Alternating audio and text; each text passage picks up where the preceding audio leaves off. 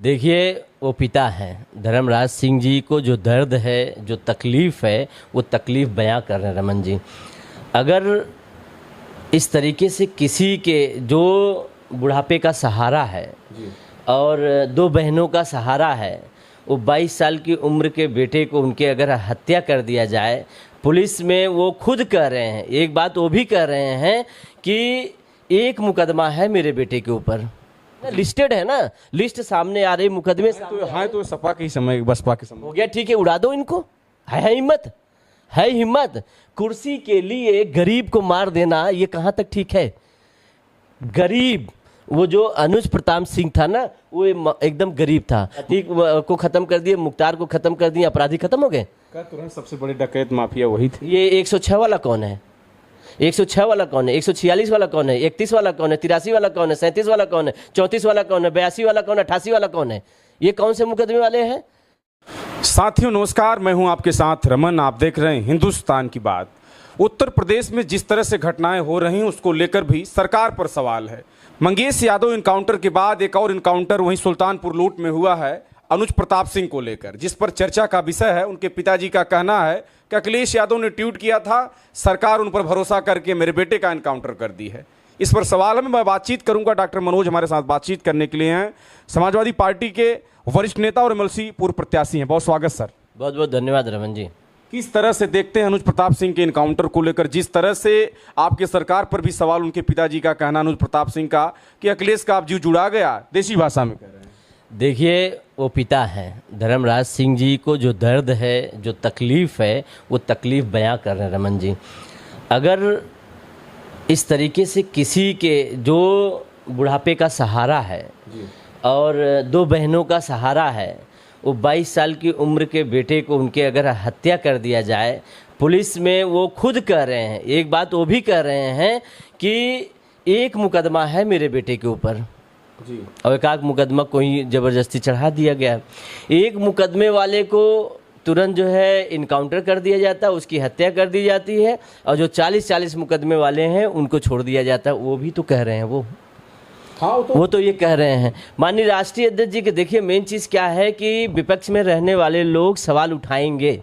अब वो सवाल इस कद्र योगी जी को लगे तो वो अपना बैलेंस अकाउंट सेटलमेंट करने में लगे हुए हैं, तो उसमें केवल इन्होंने केवल जो योगी जी ने किया वो बैलेंस बनाने के लिए कर दिया, उस लड़के को मार दिया। ये कह रहे हैं कि उस सुल्तानपुर के लूट में ये लूट में शामिल था अनुज प्रताप सिंह। पर जो वीडियो दिखा रहे हैं 5 लोगों के लुटेरे में, यही एसटीएफ पुलिस दिखा रही है कि 5 के लुटेरे में ये अनुज प्रताप सिंह भी है। इतना मोटा चौड़ा लड़का है वो, जो 5 वीडियो का जो नंबर दिखा रहे हैं, ये बता रहे हैं अंकित यादव है, ये बता रहे हैं मंगेश यादव है, ये फरहान है, ये फिर पता चल एक और क्या नाम है, फिर बता रहे हैं 5वां नंबर पे मतलब ये अनुज प्रताप सिंह है। तो बताइए, जितने हमने भी वीडियो देखा है, उस वीडियो में आप देखे होंगे कि भारी भरकम शरीर का कोई नहीं है जी। और अनुज प्रताप सिंह की जो है, ये लगभग जो है 1 कुंटल के ऊपर का वजन है उसका। क्या आपको दिख रहा है उसमें? आप बताइए ना कि अनुज प्रताप सिंह की बॉडी दिख रही है उसमें? क्या शरीर से लग रहा है, उसके शरीर को देखने से लग रहा है कि अनुज प्रताप सिंह है? नहीं। अगर उसकी बहन कह रही है कि 3 मई या कुछ इस महीने में बताई कि हमारा भाई सूरत चला गया, सूरत जाने के बाद फिर इसके बाद उसको सूरत से अरेस्ट करते हैं। पुलिस सूरत से जब अरेस्ट कर लेती है तो कब वो छोड़ देती है, कब वो भाग गया? जब पुलिस कस्टडी में रह रहा है वो, तो कब भाग गया वो? कब भाग गया भाई? क्या माने फर्जी इनकाउंटर? अरे उन्नाव के जो बहुत बुजुर्ग सीनियर लोग, तमाम ऐसे बुद्धिजीवी लोग, उन्नाव के लोग बता रहे हैं, कह रहे हैं कि उसकी फर्जी इनकाउंटर हुई है। उसका इनकाउंटर जो है पूर्ण रूप फर्जी है। अब आपको मैं बता दूं, अरे आपको रमन जी, बहन जो कह रही, सुने आप उसकी बात? उन्होंने कहा कि जिस तरह से हमारे भाई को मारा गया है, सरकार कहीं न कहीं गलत कर रही है, लेकिन जो बड़े लोगों पर मुकदमा है उनको नहीं मारा जा रहा है, विपिन सिंह को क्यों नहीं मारा गया, तमाम बातों पर वो भी सवाल उठा। अब वो सवाल तो ये उठा रहे हैं कि विपिन सिंह जो है 36 मुकदमे वाला व्यक्ति वो सिलेंडर कर देता है या करवा दिया जाता है। विनय शुक्ला जो है उसमें जो है दोषी है। अगर हम कह रहे हैं कि जो दोषी है मेन अभियुक्त है, मेन अभियुक्त को आप सिलेंडर करा के उसको जो मत जेल भेज देते हैं, और जो छोटे मोटे मुकदमे में है और फिर इसके बाद जो है उनको आप इनकाउंटर कर दे रहे हैं, उसकी हत्या कर दे रहे हैं। ये कहाँ से है? ये माननीय योगी आदित्यनाथ जी की जो सरकार है पूर्ण रूप से फेल हो चुकी है, और योगी आदित्यनाथ अब मुख्यमंत्री पद पर रहने लायक ही नहीं है। अब आप देख लीजिए कि यहाँ मुख्यमंत्री जी शासन नहीं चला रहे हैं, यहाँ शासन जो है प्रशासन के लोग चला रहे हैं। अरे उनके मंत्री विधायक क्या कर रहे हैं? उनके मंत्री विधायक जीरो जीरो जीरो, उनकी कोई कीमत नहीं। उनके कहने पे कोई मोटरसाइकिल नहीं छोड़ता है। आप बता रहे मंत्री विधायक की बात कर रहे हैं। इतनी बड़ी जलालत झेलना पड़ रहा है उनको। मैं कह रहा हूं उनके मंत्री लोग धरना प्रदर्शन पे बैठ जाते हैं कभी कभी अपने सरकार के ही खिलाफ। अब आप देखिए ना, रमेश जी बोले, इसके बाद जो वहाँ के क्या नाम है प्रतापगढ़ के पंचायती राज मंत्री रहे, हाँ, वो बोले कि सरकार सही नहीं चल रही, इनके सरकार में भ्रष्टाचार चल रहा है, भ्रष्टाचार एकदम खुलेआम हो रहा है। और उसी तरीके से ये रमेश मिश्रा विधायक बदलापुर वाले कह दिए कि नहीं, यहाँ इतना भ्रष्टाचार है कि अगला चुनाव जितना बड़ा भारी हो जाएगा, सरकार नहीं बना पाएंगे हम बीजेपी वाले। तो आखिरकार उन्हीं के ही विधायक लोग आरोप लगा रहे हैं। मैं तो एक कहावत कहूँगा, ये महाभारत का श्लोक है, मैं उस श्लोक के जो स्वर हैं उसमें तो नहीं कह पाऊंगा, मगर मैं पढ़ दे रहा हूं। भरनी पड़ती है सदा अपनी करनी आप, बोया बोया जिसने पाप है काटेगा वह पाप। तो आज जो जिस तरीके से योगी आदित्यनाथ जी पूरे प्रदेश में जिस तरीके का माहौल करके खड़ा करके रख दिए हैं कि आप जान के लिए हत्या पे हत्या, हत्या पे हत्या, और इस तरीके से हो रहा है जैसे कह रहे हैं कि इनकाउंटर इनके लिए बड़ा अच्छा है। ऐसे होता है। मैं आपको गिनवा दूं अब तक जो इनके इनकाउंटर हुए हैं। आप जान लीजिए कि इनके इनकाउंटर में मुसलमान 67 मारे गए, ब्राह्मण 20 मारे गए, ठाकुर 18 मारे गए, यादव 16 मारे गए, दलित 14 मारे गए, एसटी के जो 3 मारे गए, और सिख जो समाज के हैं वो 2 मारे गए, और अन्य जो ओबीसी के लोग हैं 8 मारे गए, और लगभग 59 जो है अन्य लोग मारे गए। आखिरकार बताइए, इनके सरकार में इतने इनकाउंटर हुए हैं और टोटली इनकाउंटर हर व्यक्ति इनके ऊपर आरोप लगा रहा है कि फर्जी है। एक मुकदमा को तो बड़ा इनकाउंटर नहीं माना जाए। हाँ, फर्जी है। अगर 1 मुकदमा, 2 मुकदमा, 3 मुकदमा, 4 मुकदमा, 5 मुकदमा है तो आप उसको जो है एक तरीके से कोर्ट से जो है उसको जाता है कि इस मुकदमे में ये अभियुक्त है, इसको पेश किया जाए। पुलिस के पास कट के जाता है, रिमांड पे कट जाता है, रिमांड पे आप लेते हैं। फिर इसके बाद अगर वो पेश नहीं होता, पेशी पे नहीं आता, भागा भागा फिरा रहता, तब इसके बाद उसके ऊपर 5,000 10,000 रुपया इनामी बनाया जाता है। एकाएक आप 1 लाख रुपया की इनामी बना देते हैं। ये पूर्ण रूप से पता भी नहीं चलता है। क्या पता क्या चलता है? वो एसटीएफ वालों के लिए इनाम होता है, वो इनाम उनको सरकार दे देती है 1 लाख रुपया। 1 लाख रुपया इनाम तो कुल कमाने के लिए एसटीएफ वाले लगा देते हैं, और प्लस इसके बाद शाबाशी मिल जाती है, फिर इसके बाद उनके प्रमोशन का रिवेट मिल जाता है। अच्छा बताइए, अनुज प्रताप सिंह के पिता का कहना जो है बहुत बड़ा कहना है कि अखिलेश और योगी मिलकर हमारे बच्चे की हत्या करा दी। देखो, वो बाप हैं, उनका दर्द छलक रहा है रमन जी। वो दर्द जो है उस बाप के अंदर को छलक रहा है। वो कह रहे हैं कि बेटा मेरा 1 मुकदमे में था, आप उसको कानून के सामने पेश कर देते, जिस मुकदमे में जिस लायक रहता, अगर उसको कानून सजा दे देती तो वो पूरे देश को, पूरे प्रदेश को, उसके बाप को, उसके परिवार को, नाते रिश्तेदारी सबको कबूल हो जाता, भाई इसने ये गलत काम किया था, इसलिए इसको इस तरीके का सजा कोर्ट ने सुना दी। तो कोर्ट जो कानून बना है, कानून सजा देगी कि ये आपके योगी के यूपीएसटीएफ और पुलिस वाले देंगे। आप बताइए, जैसे कोई लगाम नहीं रह गया इस प्रदेश में, बेलगाम हो गए सब पुलिस वाले, अधिकारी, कर्मचारी जितने हैं, भ्रष्टाचार से लेकर मर्डरिस्ट से लेकर सब कुछ कर दिए। शासन का कोई, जैसे जो सरकार का शासन का दबाव होना चाहिए, वो शासन का दबाव नहीं है। यहाँ पर प्रशासन पूर्ण रूप से योगी आदित्यनाथ जी के ऊपर एकदम हावी है। इनको मुख्यमंत्री मान ही नहीं रही है, न तो इनकी बात कोई मान रहा है। ये केवल सिर्फ कहीं चले जाएंगे, भाषण दे देंगे, मिट्टी में मिला देंगे, ये कर देंगे, वो कर देंगे, काट देंगे, पाट देंगे, गोली चला देंगे, रेलवे उनके शताब्दी चढ़ा देंगे। बस यही भाषा है उनकी। ये भाषा एक मुख्यमंत्री की नहीं होती है। अब आप देख लीजिए, यहीं पे आपके बनारस में नजदीक में एक यादव समाज का व्यक्ति था, सिगरेट मांगा, सिगरेट के चक्कर में गोली चला दिए।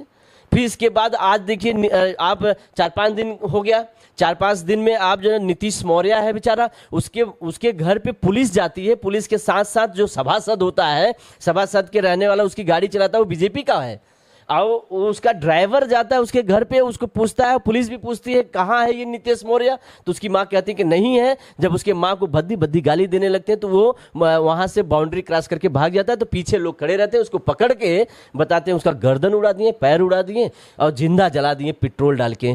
पैर अभी तक नहीं मिला, पैर अभी तक नहीं मिला। तो ये बताइए देश में किस तरीके टॉलरेंस किस पर कहते हैं तब मुख्यमंत्री जी? देखो केवल ये पूरा मुंह थपथपा के बोल रहे हैं कि बोलने के लिए एकदम जैसे जुमला छोड़ा जाता है ना उस तरीके से छोड़ रहे हैं। इनके सरकार में कोई चीज जो है बहुत नियंत्रित नहीं रह गई, अनियंत्रित हो गए हैं। अब आप जान लीजिए कि जिस तरीके से इनको सरकार चलाना चाहिए उस तरीके का सरकार चलते हुए ये पूरे प्रदेश में लग रहा है आपको? अभी तक तो हुंकार वही भर रहे हैं कि अखिलेश यादव उसी की बात करते हैं जो माफिया होता है, लेकिन जो जिस नीतीश मौर्य की आप बात कर रहे हैं बड़ा सवाल है। बड़ा सवाल नहीं है, बहुत बड़ा सवाल है मंगेश जी। मैं उसके घर भी जाने वाला हूँ, जाता हूँ, फिर इसके बाद सही क्या वहाँ की जानकारी है वो भी मीडिया के सामने और आप ही लोग के सामने लाया जाएगा। आप बताइए इस तरीके से प्रदेश में सरकार जब चलेगी तो आम जनता का क्या हाल है? पूरा खौफ का माहौल बना हुआ है। एक एक घर पे कहीं बुजुर्गों से जाके पूछिए, कहीं बच्चों से जाके पूछिए, महिलाओं से जाके पूछिए, कहेंगे भैया इस तरीके का माहौल है, कहीं पुलिस गोली मार दे रही है, कहीं कोई मिल रहा है गर्दन काट दे रहा है, कोई डकैती कर रहा है, कोई छिनैती कर रहा है। न महिला सुरक्षित है, न बुजुर्ग सुरक्षित, न जवान सुरक्षित है, न नौजवान सुरक्षित है। पढ़ने लिखने जाने वाली जो छात्राएं हैं वो अपने आप को सेफ नहीं महसूस कर रही इस प्रदेश में। इस तरीके का माहौल बन गया है। तो इनकाउंटर सोल्यूशन नहीं है, सोल्यूशन एनकाउंटर नहीं है कि आप उसी से जो है सारा चीज़ कंप्लीट कर लेंगे। आप देखिए कि आपके प्रदेश में किस तरीके का हालात है, उस हालात को सुधारने के लिए आप बैठिए, बड़े बड़े अधिकारी आपके हैं और सभी अधिकारियों के साथ बैठ के आप बातचीत करके प्रदेश को कैसे संतुलन रखा जाएगा उस पर आप विचार करिए। ये नहीं कि आप आएंगे तो इस तरीके की गोली मार देंगे, काट देंगे, तलवार चला देंगे और फिर इसके बाद शताब्दी ट्रेन चला देंगे, इस तरीके की भाषा आप बोलेंगे तो निश्चित रूप से आपके जो अधिकारी कर्मचारी हैं वो उग्र होंगे और उग्र होकर इस तरीके से कदम उठाएंगे जिस तरीके से मंगेश यादव को मारा गया, फिर इसके बाद जो है अनुप प्रताप सिंह को मारा गया, और जैसे नीतीश जी का जो है गोड़ और सर काट के फेंक दिया गया उस तरीके से। फिर एक यादव जैसे सिगरेट मांग रहा था, सिगरेट के मांगने पे उसको गोली मार दिया गया। तो इस तरीके का जो मनबर टाइप के हैं लोग वो योगी आदित्यनाथ जी के राज में करते रहेंगे। गुंडा राज तो इनके में है, केवल आरोप विपक्ष पे लगाते हैं, तो इसके कहने से इनके गुंडे राज का जो सिस्टम है वो दब नहीं जाएगा। लोग और ये समाज देख रहा है किस तरीके से कितना भय इस उत्तर प्रदेश में है। तब क्यों कहते हैं कि अखिलेश यादव गुंडा पालते हैं? समाजवादी पार्टी लगातार गुंडों को पाली है, उसी गुंडों को मैं खत्म कर रहा हूँ। अच्छा, आप कह रहे हो उसी गुंडे को खत्म कर रहे हो तो खत्म करिए ना। मैं गिना दे रहा हूँ कौन से गुंडे हैं, खत्म करिए। आप गुंडों को खत्म करना चाहते हैं ना।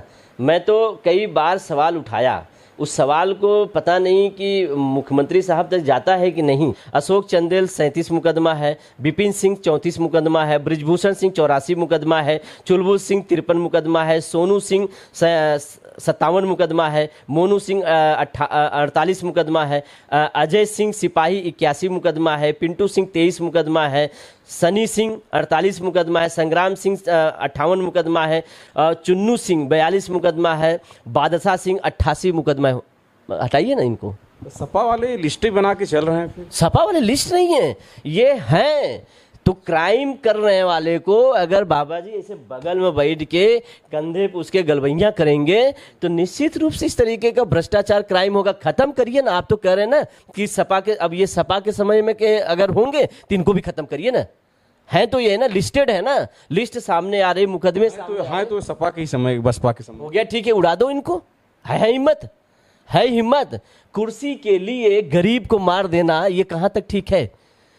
गरीब, वो जो अनुज प्रताप सिंह था ना वो एकदम गरीब था। मंगेश यादव जो था ना वो एकदम गरीब है। अंकित यादव जो है वो भी जो भागा फिर रहे हैं, और जो फरहान है, ये सब जो भागे फिर रहे, इनका भी देखिए बैलेंस बनाने के लिए एक मुसलमान की भी हत्या कर सकते हैं ये सब।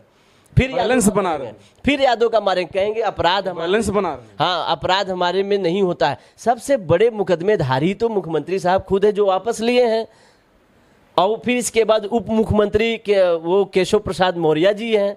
तो ये सब मुकदमेधारी वाले व्यक्ति खुद हैं, तो आप बताइए कहाँ अपराध ढूंढने जा रहे हैं, कहाँ अपराधी ढूंढने जा रहे हैं? ये अपराधी तो खुद है। ये इन अपराधियों को खत्म करिए ना, तब समझ में आएगा कि प्रदेश में आपने अपराध मुक्त किया है। अगर एक लोग को उड़ा दें, इसमें से जितने लिस्ट मैंने बताया, एक लोग को खत्म कर दें, अपराध 1 मिनट में बंद हो जाएगा। 1 मिनट। अहमद मुख्तार को खत्म ही कर दी तो बस अतीक को खत्म कर दिए, मुख्तार को खत्म कर दिए, अपराधी खत्म हो गए। तुरंत सबसे बड़े डकैत माफिया वही थे। ये 106 वाला कौन है? 106 वाला कौन है? 146 वाला कौन है? 31 वाला कौन है? 83 वाला कौन है? 37 वाला कौन है? 34 वाला कौन है? 82 वाला कौन है? 88 वाला कौन है? ये कौन से मुकदमे वाले हैं? ये क्या किए हैं? इनके ऊपर कई आरोप लगे हैं कि हमारे पति की हत्या कर दी गई, हमसे पैसा वसूल लिया गया, मेरी ज़मीन हथिया ली गई, हमारी बाइक छोड़ ली गई, हमारी 4 व्हीलर छोड़ के हमसे पैसा वसूला गया। ये तमाम मुकदमे ऐसे मुकदमे लगे हैं, संगीन मुकदमे लगे हैं। 302 तक के भी मुकदमे लगे हैं, 307 के मुकदमे लगे हैं, 304 के मुकदमे लगे हैं। ये मुकदमे तो इन्हीं के हैं ना। आखिर ये अपराधी कब मरेंगे? ये अपराधी कब मरेंगे? जिस दिन ये अपराधी इस प्रदेश में खत्म कर दिए जाएंगे, उस दिन प्रदेश में जो है शांति का माहौल हो जाएगा। आप देखेंगे कि जहाँ कहा जाता था ना कि सनातनी में जहाँ पे द्वापर युग चलता था, तो द्वापर में बड़ा सब कुछ अच्छा अच्छा चलता था। वहाँ पे राक्षसों का जब कोई चीज़ होता था तो राक्षस अलग हो जाते थे, मानव अलग हो जाते थे, वो स्थिति में होते थे। और आज प्रदेश में जो खुद संत हैं, वो एक संत इस तरीके से बैठ, मठ और मठाधीश पर मत जाइए, मैं उस पे नहीं जा रहा हूं, मैं संत की बात कर रहा हूं। एक संत जो होता है बड़ा सात्विक होता है, बड़ा सात्विक होता है, हिंसक नहीं होता। लाइन आर्डर तो कर रहे हैं, ठीक चल रहा है। क्या लाइन आर्डर ठीक चल रहा है? वहां गोड़ काट के पुलिस जाके खड़े होके, ये पहली बार मैंने सुना है कि पुलिस खुद जाके खड़ा हुआ 10 मिनट में, वो खुद कह रहा है, उसकी माँ कह रही है कि अब तुम्हारा बेटा लौट के नहीं आ गया ना, तो अब नहीं लौट के आएगा। मतलब गाजर मूली आदमी को समझ रखे हो तुम लोग भाई, कि चाहे जैसे पकड़ोगे वैसे खचाक से काट के गिरा दोगे। हाँ, ये इस तरीके का प्रदेश का माहौल बना हुआ है, ये सरासर गलत है। मैं तो कहता हूं कि राष्ट्रपति शासन लग जाना चाहिए उत्तर प्रदेश में, तुरंत जो है सरकार हटा देनी चाहिए। सरकार अब इनके वश की नहीं रह गई रमन जी। जितना खून खराबा और फर्जी इनकाउंटर इनके सरकार में हुई, लूट हुई, भ्रष्टाचार हुई, बलात्कार हुआ और बुजुर्गों के साथ अन्याय हुआ, तो शायद किसी सरकार में नहीं हुआ। हद हो गई और अति हो गई है। राष्ट्रपति शासन लग के तुरंत यहाँ पे इस सरकार को बर्खास्त कर दिया जाए। चलिए देखिए, मनोज जी हमारे साथ क्राइम पर चर्चा कर रहे थे, मंगेश यादव इनकाउंटर और अनुज प्रताप सिंह के इनकाउंटर पर। हालांकि और घटनाओं को गिनाए हैं, अब आप लोग देखिएगा और कमेंट में जवाब दीजिएगा इनका। तमाम खबरों को दिखाएंगे, तब तक देखते रहे हिंदुस्तान की बात। नमस्कार।